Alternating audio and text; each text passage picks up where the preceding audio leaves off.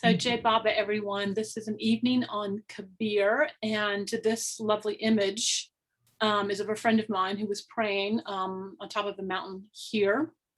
And this quote is a Kabir quote that Eric Tepperman sent me, and he said to me that Meher Baba said this quote from Kabir to Meera when she first joined him when she was, I think, 14, and that Meera said it to Mani when Mani first joined them. So it was a very pivotal quote for Meher Baba and Meera, which is why I chose it. I did not know that Kabir was one of Baba's favorite poets until recently. I thought I was just, because I'm so enamored of Hafez, I didn't know that there was a second poet that he loved so much. So he also would quote Jigger. Oh, very fond of Jigger. Well, I was reflecting as I was getting ready for our session today. I was reflecting on how often I read Kabir and I feel a little stumped by it. Because I feel like it's sometimes redundant and a little too simplistic. And so I was thinking about that, and I just bit my lip. And so I was reading the introduction to Tagore's translations of Kabir, and I actually just found the introduction very meaningful, and so I wanted to read a little bit of an abridged version of it. It's written by that wonderful translator, Andrew Harvey, who's an American translator. So anyway, it's a little bit about the history of Kabir and also a little bit about reflecting, the Tagore translations were written in 1915, but this introduction was written right after 9/11. So it was written, I think, in 2000, 2012, 2013. And I just found it somehow helped me to make a deeper connection to Kabir. And it helped me also to understand why Kabir was so important to Meher Baba, because it's so much of what Meher Baba really talks about and instructs us in. So anyway, this is an introduction to the new edition that they released. You have in your hand a new edition of a book first published in English in 1915. Tagore was the person that really brought Kabir to the West. It may seem frivolous, even shocking, to celebrate the republication of a famous translation by Tagore of the Indian mystic Kabir. With human history now being poured red hot from the cauldron of terror and war, what use is there in reading and meditating on 100 or so of the poems of an illiterate weaver from Benares? Some 500 years have passed since Kabir wrote these poems. He lived and worked in a civilization very different from our own and from a mystical vision that may seem irrelevant to us, trapped as we are in a conflict whose impact is ever more unnerving and brutal. He wrote this right after 9/11.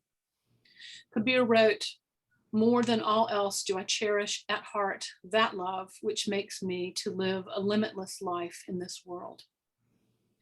How in our world, increasingly limited by fear and violence, can we credit his claims, let alone believe that they have any light to give our situation?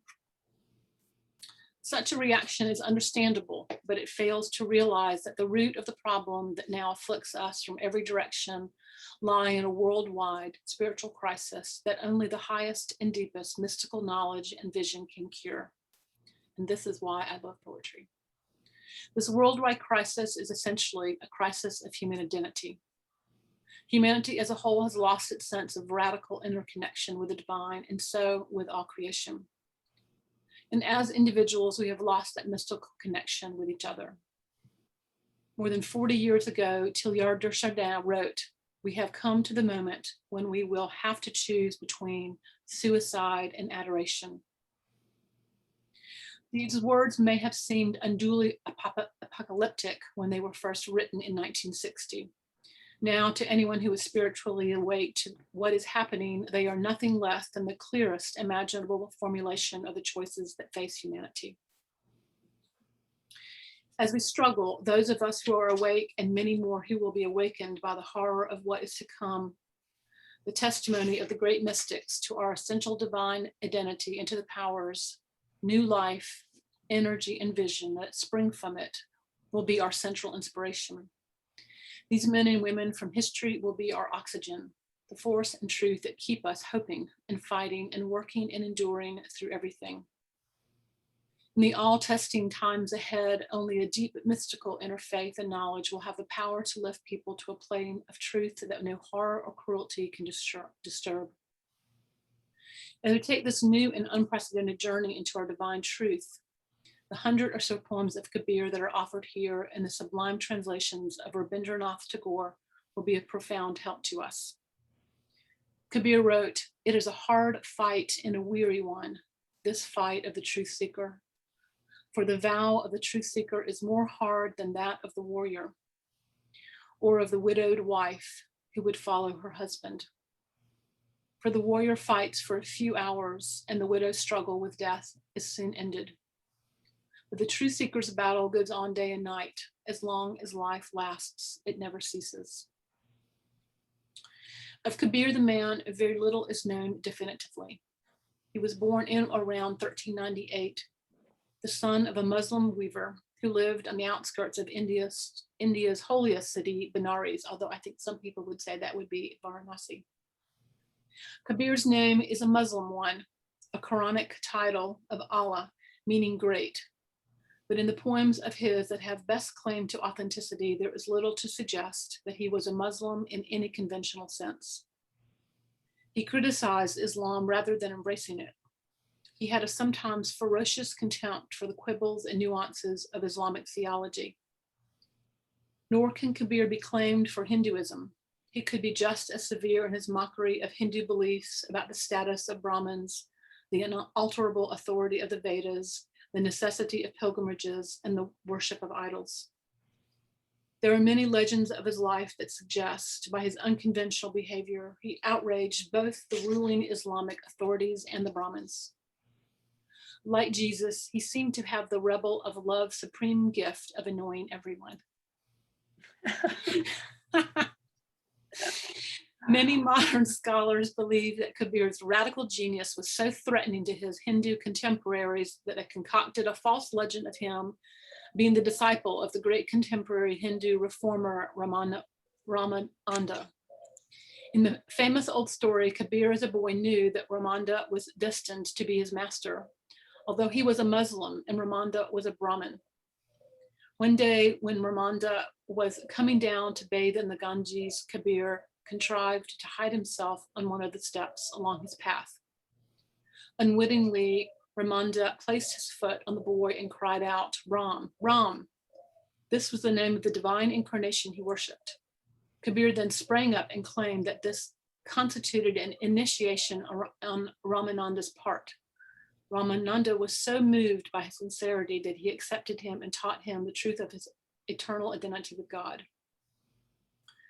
The only problem with the story is that it probably did not happen at all and was fabricated as part of a Hindu plot to contain Kabir's wild and direct genius within the conventional patterns of Hindu master-disciple relationship. In truth, however, Kabir's realization was self-born and unmediated. The guru he mentions in his poetry is not the external master, but the internal one. Kabir's whole path is a revolutionary one of direct access to God in the core of ordinary life, one that implicitly critiques and implodes 2 millennia of conventional Hindu practice. Something that I feel like Baba, even though he presents himself to us as our master, he also asks us to transcend that, which I love so much about Mir Baba, which is exactly what's happening here. There's one legend, though, that I would like to believe that because it acidly presents Kabir's transcendence of all religion and dogma.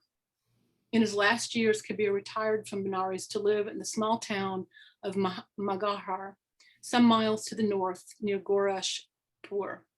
He may have moved there either because he had offended the Islamic authorities of Benares or because he wanted to affront pious Hindu sensibilities that considered Maghar as unholy as Benares was holy. Apparently, he lived in a very poor part of the city near the butchers so that the Hindus, who were all vegetarians, would not visit him because you could smell the meat that was being cut near his house. Whatever the reasons for his move, he died there probably in the 1470s. His death, it is said, was witnessed by great crowds of people, among whom could be found equal numbers of Hindus and Muslims, much like when Rumi died. When he at last passed away, these two camps set upon each other, each battling to lay claim to his body. Their struggle was as useless as it was absurd. After fighting one another to get the corpse, can you imagine? They found instead two piles of flowers. A voice from heaven told the Muslims to bury one pile according to the religious customs, and the Hindus to cremate the other pile according to theirs. It is easy to imagine the irony in that heavenly voice, since both the Hindus and Muslims so avidly claim him as one of their own on his deathbed, one that he had been so harried and misunderstood in life. The universality, directness, and radicalism of his message that caused Kabir so much pain and trouble during his lifetime is precisely what made him indispensable to us now. I think that's an important statement, because I don't know about you all, but sometimes I often wonder if what I'm doing has any merit whatsoever. And then I read this and I'm like, yes, sometimes crazy things that we're guided to do are really of value, even though they, might not look like it on the outset. In a world ravaged by strife between fundamentalist versions of the divine, it has never been more important for human beings to dare to listen to the simplicity of Kabir, a simplicity that cuts through all barriers and distinctions. Kabir says, "O servant, where dost thou seek me?" Me with a capital M. "O servant, where dost thou seek me? Lo, I am beside thee. I am neither in the temple nor the mosque. I am neither in the Kaaba nor in the Kalash. Neither am I in rites and ceremonies, nor in yoga and renunciation. If thou art a true seeker, thou shalt at once see me. Thou shalt meet me in a moment of time." Kabir says, "O Sadhu, God is the breath of all breath. O friend, hope for him while you live. Know while you live, understand while you live, for in life, deliverance abides. If your bonds are not broken while living, what hope of deliverance do you have in death? I laugh when I hear that the fish in the water are thirsty. You do not see that the real is in your home, and you wander from forest to forest listlessly." So well said. Kabir came to live this life not as a monk in a monastery or hermitage, but as a husband, a father, and a weaver in a tiny shop in an alleyway in Benares. This fact is crucial for all of us who need to know how to live in the divine in the core of a burning world. Kabir says, the home is the abiding place. In the home is reality. The home helps to attain him who is real. So stay where you are and all things will come to you in time. Isn't that lovely? It's like a promise. Yes, that's wonderful. If we are going to do everything in our power to preserve this planet, it will not be in the name of some heavenly ideal, nor in the name of any one religion, or even of a noble political vision of democracy. Rather, it will be because more and more of us have dared to take the mystic journey into the heart of life. Kabir says, "O Sadhu, the simple union is the best. Since the day when I met with my Lord, there have been no end to the sport of our love. I shut not my eyes, I close not my ears, I do not mortify my body. I see with eyes open and smile, and behold his beauty everywhere. I utter his name, and whatever I see, it reminds me of him. Whatever I do, it becomes worship." I know. Whoa. So good. Yes. Would you hold up so we could see the front of the book? Oh, yeah. Songs of Kabir. Yeah, by Tagore. Okay, thank you. The Nobel Prize winning Indian poet And that introduction was written by Andrew Harvey, who's, I believe he lives in California. Y'all help me out there in Berkeley. He has written several books and he's done several translations. He's pretty much involved in mystical poetry. That's his main focus, Andrew Harvey.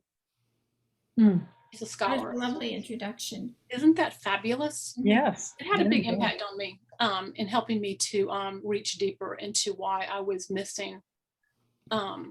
Because I kept thinking, well, now if he's one of Baba's favorite poets, then somehow I'm missing something here, you know, like it's my fault. And when I read that, I thought, yeah, it is me. It is me that's missing something. So.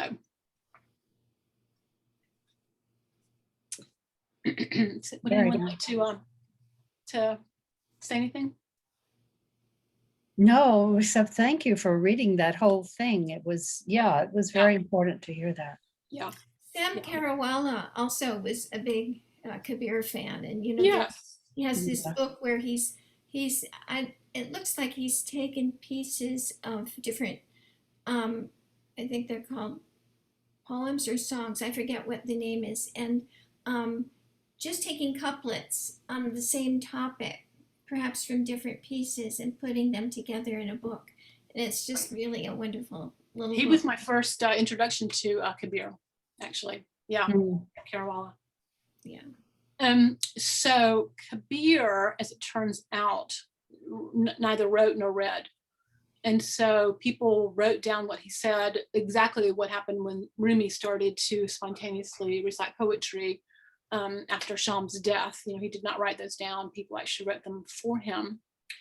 And so apparently Kabir's work was mostly sung.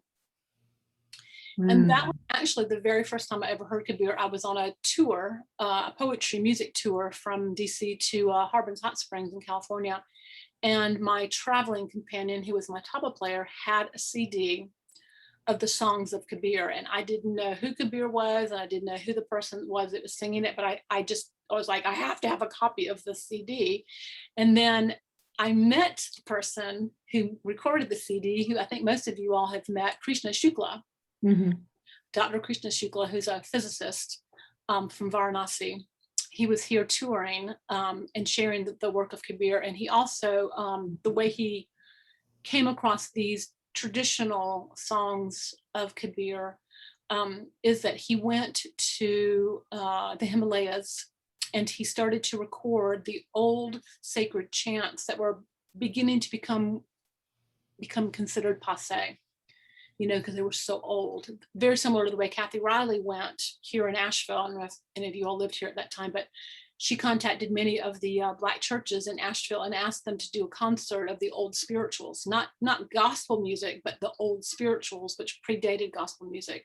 And it was just, it was incredible. I have a copy of it if anybody wants to hear it. It was stunning. I wept the entire time. And then I had to edit it. So I spent about 40 hours with that material, and the editor and I we literally wept off and on the entire time. It was so sincere and so grounded, you know, in life. So he had that same inspiration to go to the Himalayas and do that. And so this is how he encountered these traditional songs of Kabir. So Krishna Shukla is an Orthodox Hindu and travels into the States frequently and comes into the Baba community on occasion, which is really lovely. And Rainey sent me some translations of these songs that I have them in Hindi. So Kabir spoke in a dialect of Hindi called Bo. And so these are in Hindi, and I'll just play one for you.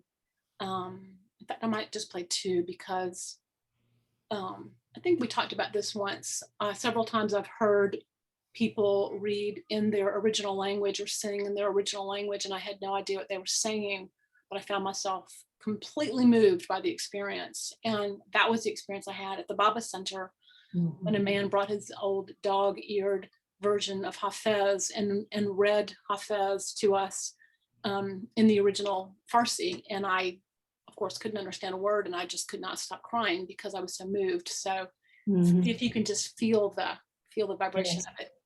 Yeah. This is called Hum Pardeshi Panchi Baba, and we will hear the translations afterwards. And if it needs to be louder, just do a, maybe do this up, or if it needs to be lower, do this down. So I'll know, because I'm gonna hand it over to the computer and I won't be able to hear you.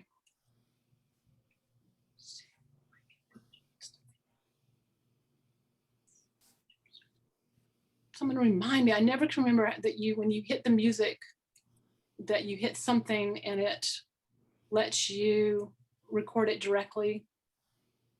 Do y'all remember what that is?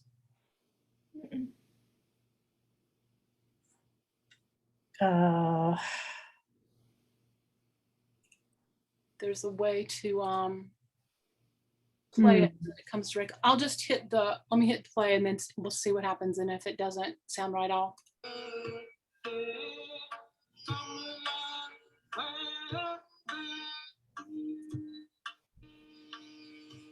Tracey, you might want to try.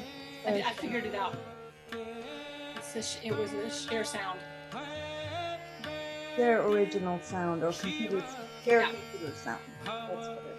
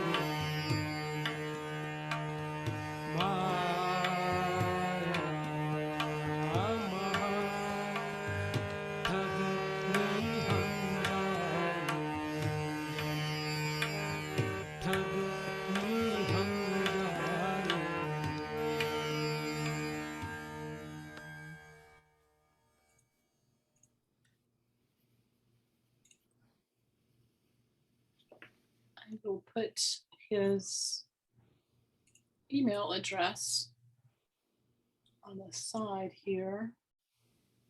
So you can contact him if you would like to buy this CD. I thought I've worn it out. I've used it so many times. Why will it not? There it goes, paste.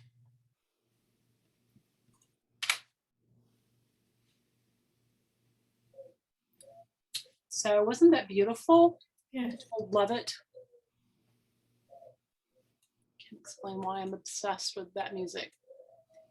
So Rainey was kind enough to send me the translations, and the title of that song is A Bird from Another Country. And here's the translation of that song. I am a bird from another country, brother. I do not belong here. People here are unconscious, every moment stepping into oblivion. Without a mouth, talking, without feet, walking, without wings, flying. Such awareness is where I belong, hovering in the limitlessness. If I sit in the shade, it feels like fire. In the sun, it is very cold. Utterly beyond sun and shade is my master with whom I belong. That generous one of ungraspable form takes on names that we cannot touch. Neither mind nor breath can reach that country. Holding the posture all parts of the day, the Lord will never go away. Wise ones and meditators work themselves to death in that place. My whole body, head to foot, became an eye. The master made me deathless. Kabir says, enter the ungraspable, free from decay and death.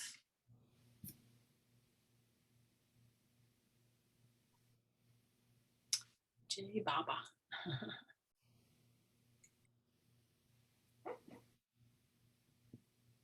Any comments? More, please. More, please. Yes, right. More, please. I'm with you on that. But this next one, we're gonna hear the translation first, and then hear the song. It's called Maya Mahartungi, and it means know that illusionary power is a great thug. I love that title. Know that illusionary power is a great thug. That old Maya. Right? That old Maya, the power is so illusionary and so enticing. Okay, I have come to know that illusionary power is a great thug. Her hands sway, holding a web-like trap. She speaks in a sweet voice. For Kisawa, the sustainer, she is seated as the embodiment of abundance. For Shiva, the god of dissolution, she is the empress of the worlds. For the priests, she is seated as the idol of worship.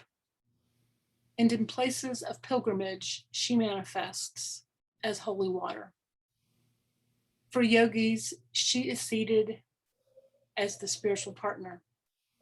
In the king's palace, she is seated as a priceless diamond. For some, she is a mere penny. For devotees, she is seated as the object of devotion. For Brahma, she is his consort. Says Kabir, listen, O practicing aspirant, all this is an untold story.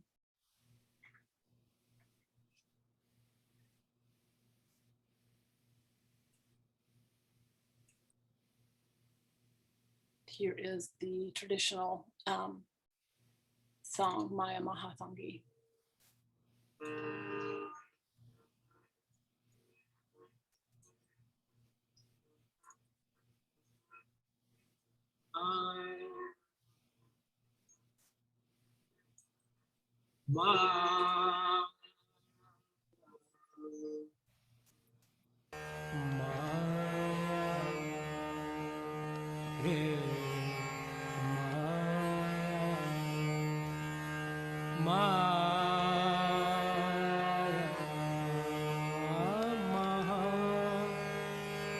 ठग हम जाने जाने ठग हम जाने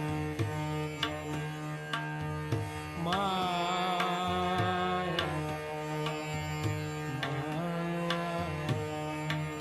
रे माया महा ठग हम जाने ठग हम जाने तेरा गुण फांस लिए कर डोले तेरा गुण फांस लिए कर डोले बोले मधुरी बानी बोले मधुरी बानी माया महा ठग हम जाने ठग हम जाने तेरा गुण फांस लिए कर डोले तेरा गुण फांस लिए कर डोले बोले मधुरी बानी बोले मधुरी बानी माया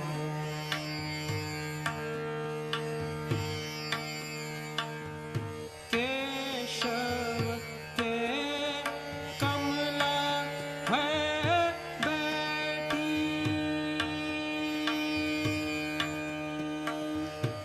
केशव के कमला है बैठी शिव की भवन भवन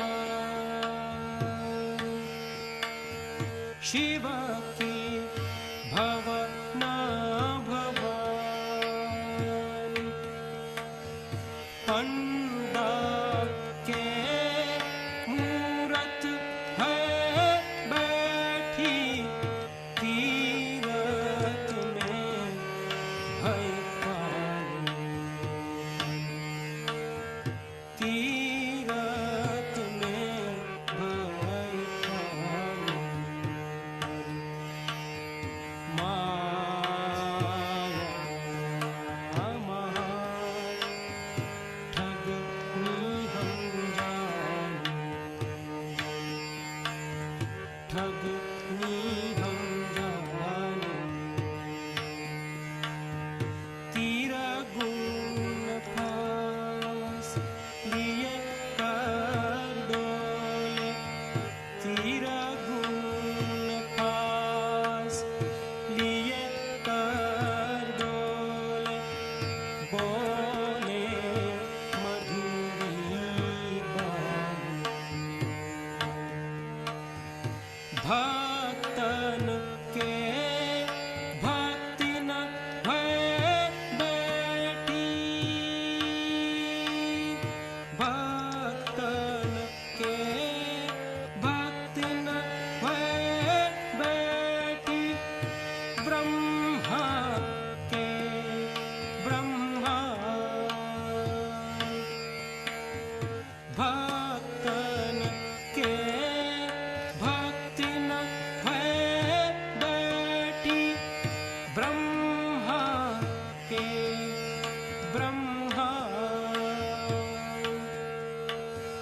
काहू के हीरा है बैठी काहू के कोई काहू के कोई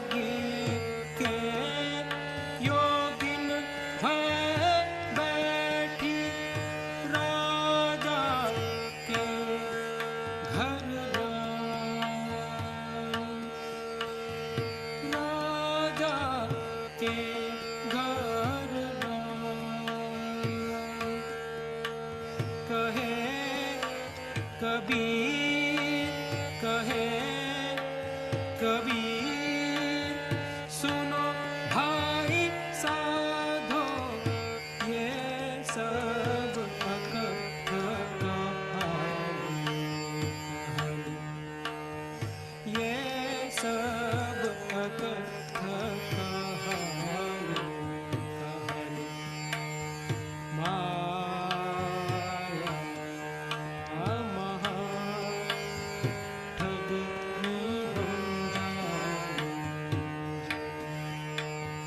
तीर गुण फांस लिए कर डोला तीर गुण फांस लिए कर डोला बोले मधुरी बोले मधुरी माया महा ठग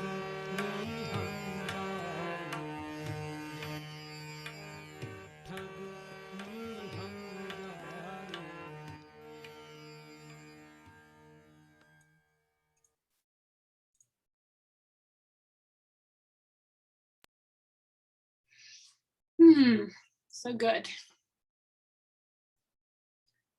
So I have several of Kabir's work that I can read from the Tagore translations, but did somebody, before I launch into that, we've only got 10 minutes left, did anybody bring some Kabir that they might like to read? I didn't have time to even look. No worries. I just didn't want to hog the time. Hog away. Hog away. Hog By the away. way, before I forget, Farishte, who was on the call today, will be doing the session next week. She'll be sharing her fantastic Hafez translation. So happy about that, I know, right? Goody. Yay. Yes. Been translating my little heart out and my brain Good. is totally fried. So Good. Oh, good. Good on both counts. Yes, I'm so glad. yes, looking forward to it. Yeah. Bye, thank you. Ferris Day. Hey, Telly. And I forgot to record, and I'm so glad that Diana is here with us because I probably did not record 3/4 of these 1.5 year long things I've been doing here. And Ferris Day was one of them. So I'm glad we're going to get Ferris Day this on recording. So Oh, we can do it next week because Diane is here and she can think straight. So, well then, so our I make you think straight. keep trying there, sister. So this is so I'm going to launch into a few of poems here. These don't really have titles, so they just have numbers, and it's number 57. Oh friend, hope for him while you live. Know while you live, understand while you live, for in life deliverance abides. We read part of this already. If your bonds are not broken while living, what hope of deliverance would you have in death? It is but an empty dream that the soul shall have union with him because it is passed from the body. If he is found now, he is found then. If not, we do not but go to dwell in the city of death. If you have union now, you shall have union hereafter. Bathe in the truth, know the true guru, have faith in the true name. Kabir says, it is the spirit of quest which helps. I am the slave of this spirit of the quest.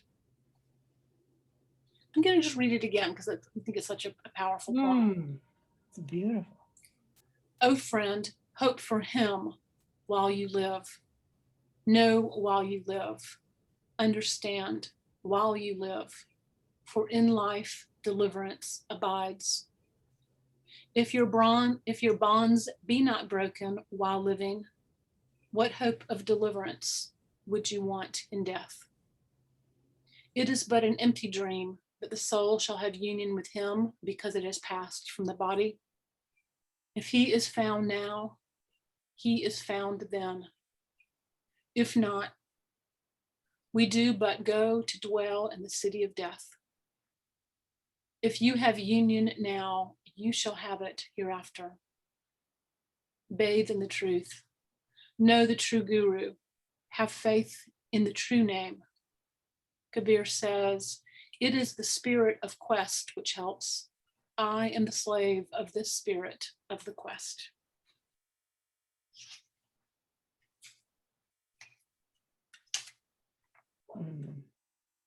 So good. I like that. I am the slave of the spirit of this quest. Yeah, so good. This one is number 48, which we had titles. Tell me, brother, how can I renounce Maya? When I gave up tying the ribbons, still I tied my garment around me. When I gave up tying my garment, still I covered my body in its folds. When I gave up passion, I saw that anger remained. And when I renounced anger, greed was still with me. And when greed was vanished, pride and vainglory remained. When the mind is attached and casts Maya away, still it clings to the letter. Kabir says, listen to me, dear Sadhu, the true path is rarely found. Yeah. What was that last line? Kabir says, listen to me, dear Sadhu, the true path is rarely found. And so we have so many people looking for it.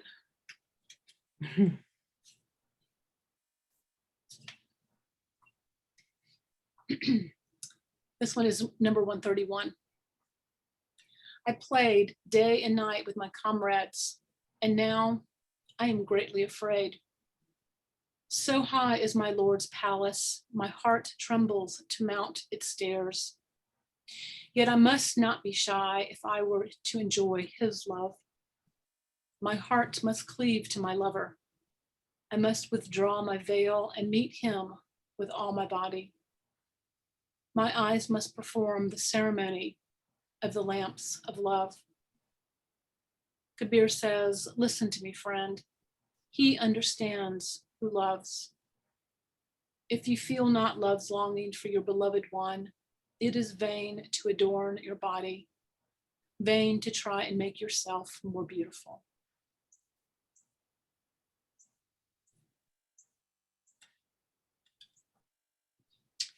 Gosh, I love that. So easy to think it's about what it looks like. Oh, I had this really good long one and I somehow didn't mark it. I'm not sure what happened here. I'll just do a fall. Do